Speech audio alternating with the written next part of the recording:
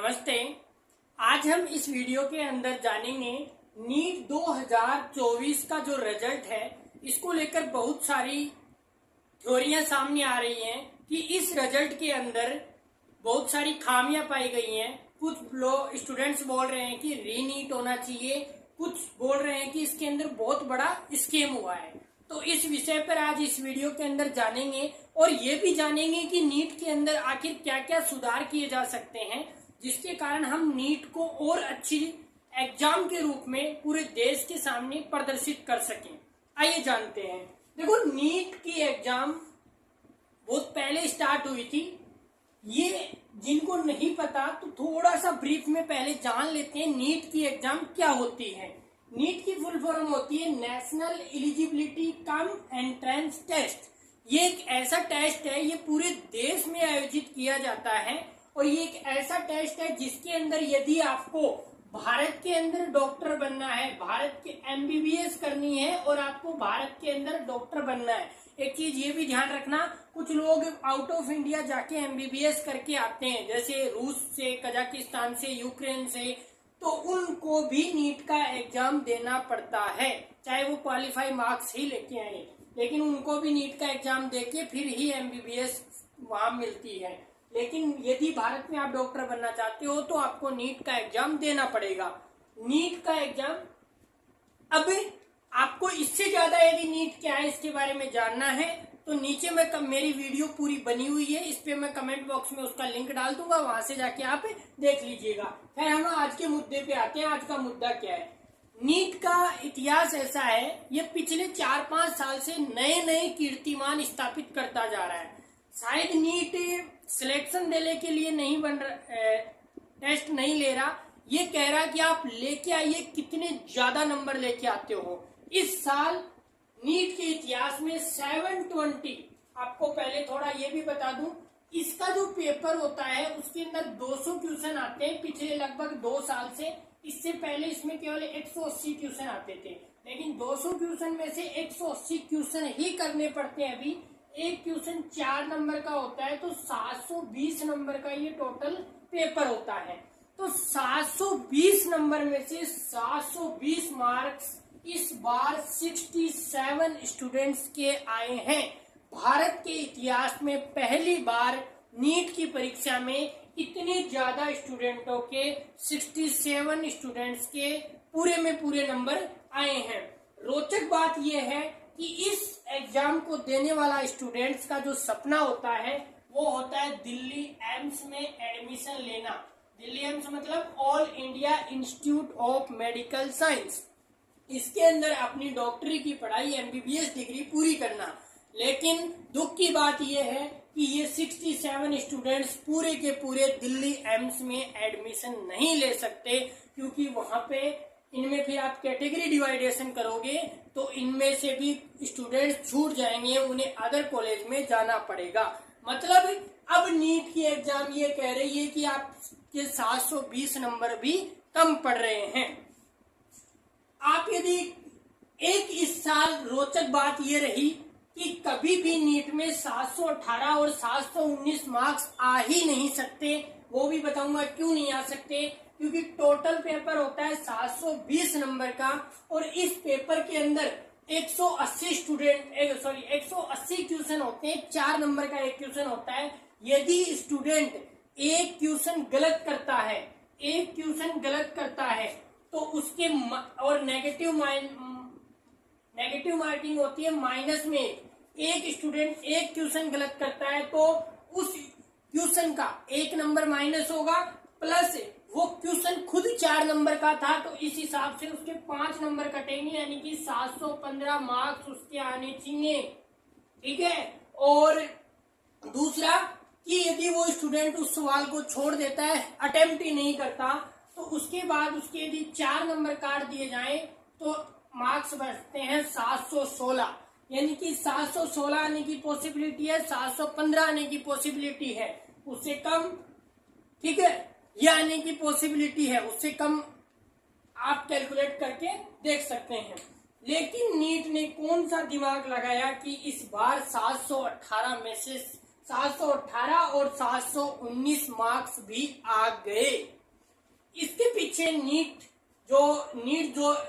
Exam जो agency करवाती है, NTA, national testing agency, national testing agency का कहना है कि हमने ग्रेस मार्क्स दिया है, यानी कि जो स्टूडेंट्स पेपर लिखने से लेट हो गए थे हमने उनको ग्रेस मार्क्स दिया है।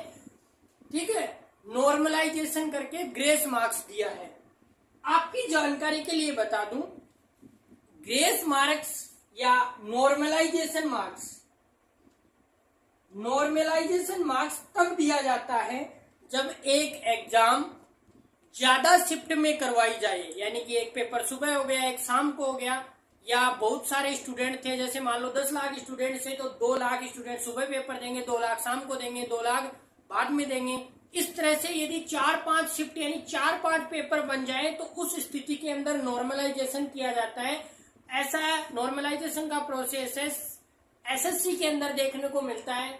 ठीक है, एसएससी एक बॉडी है, आप गूगल कर लेना क्या होता है तो उसके अंदर किया जाता है, और अन्य एग्जाम्स के अंदर जैसे CSIR नेट, यूजीसी नेट के अंदर किया जाता है। लेकिन नीट जो एग्जाम होता है वो सिंगल 1 डे एग्जाम होता है, एक ही समय एक ही पेपर होता है।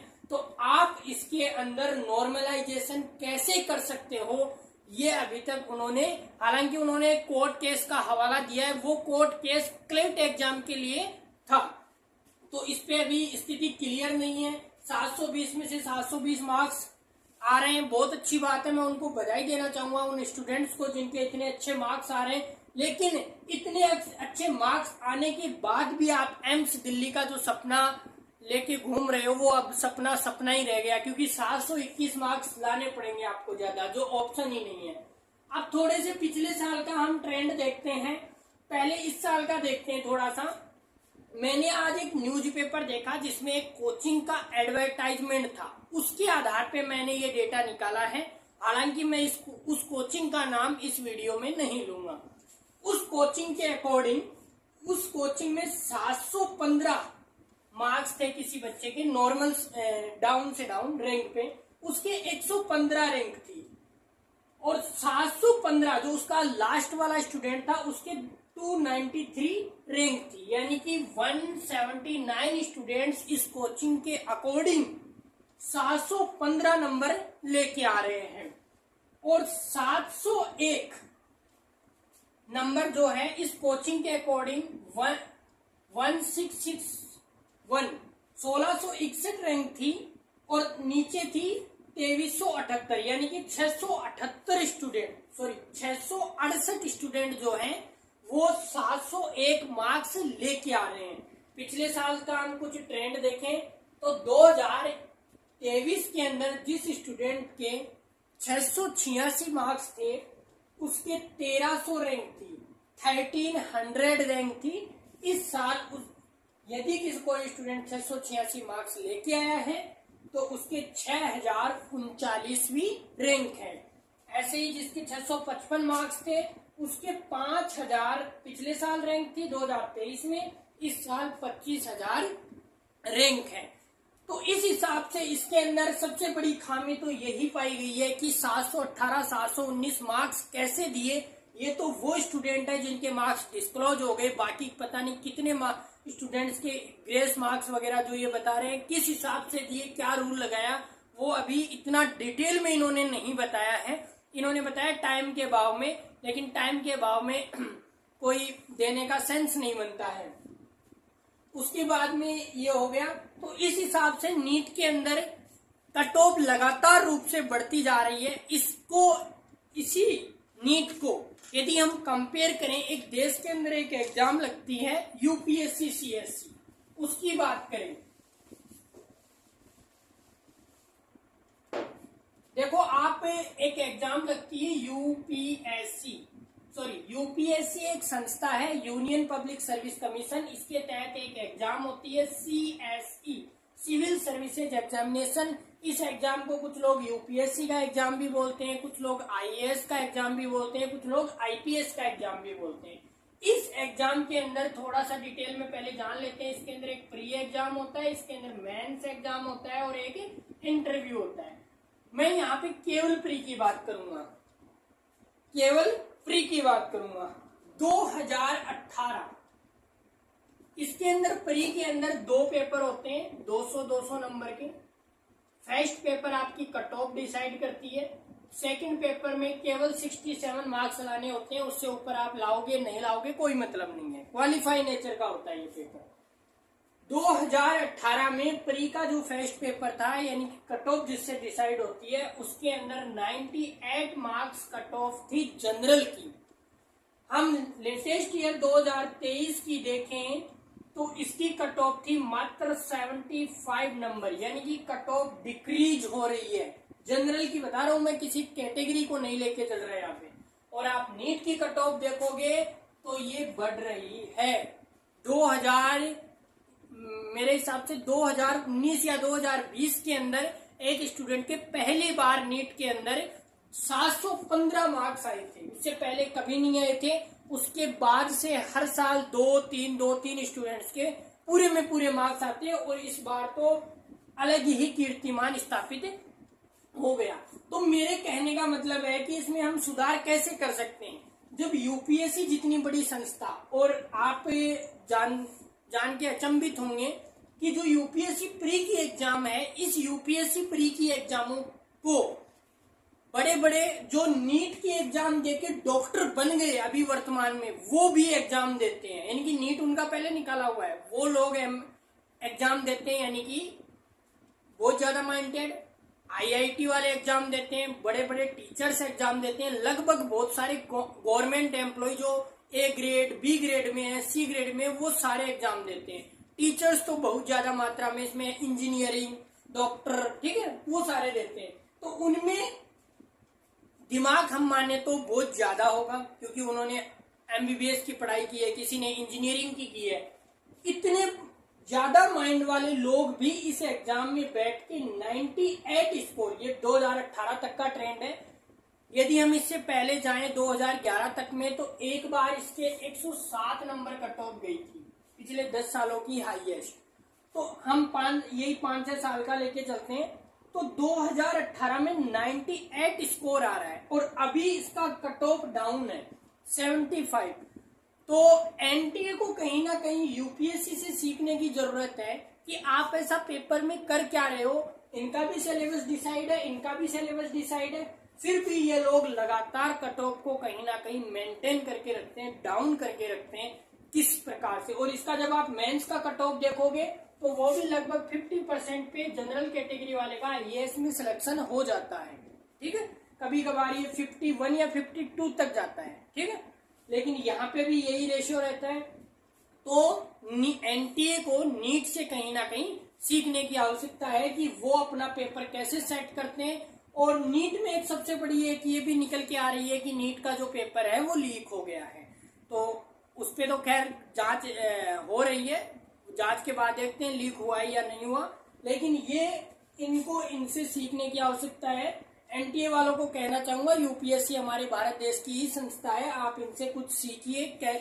इनका आज तक का इतिहास है, यूपीएससी की ये बहुत सारी एग्जाम कराती है। यूपीएससी जैसे सीएससी की करवाती है, ठीक है, उसके अलावा एनडीए की करवाती है, सीडीएस की करवाती है, जियो साइंटिस्ट की करवाती है। लगभग 15 एग्जाम ये देश के अंदर आयोजित करती है। आज तक कहीं शिकायत नहीं मिली कि इसका पेपर लीक हो गया, कट ऑफ ऐसे हो गई, रिजल्ट सही नहीं आया, ठीक है।